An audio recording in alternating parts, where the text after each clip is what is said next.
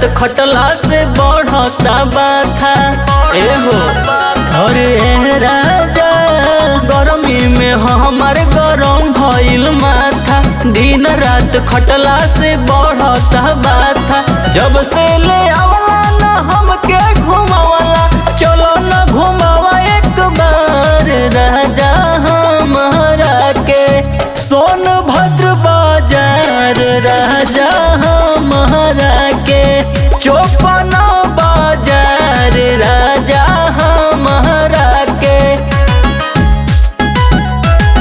राजा हमारा के हमारा के।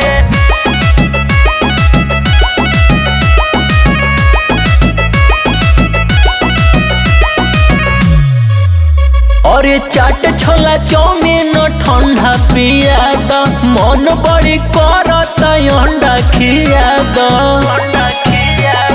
ए राजा चाट छोला चाउमीन ठंडा पिया द, मन बड़ी करता अंडा खिया द। देर न लगावा जी मन बहलावा, सैर करावा एक बार राजा हमारा के दूध के बाजार, राजा हमारा के ओ बड़ा बाजार, राजा हमारा के राजा हमारा के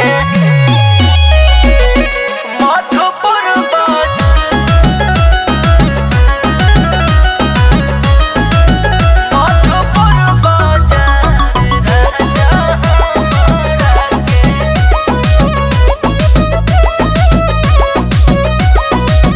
बुझी परेशानी बतिया के मानी, संग ही में घूमे घूमे कटल जाई चानी, कटल जाई चानी, कटल जाई चानी। अरे बुझी परेशानी राजा बतिया के मानी, संग ही में घूमे घूमे कटल जाई चानी।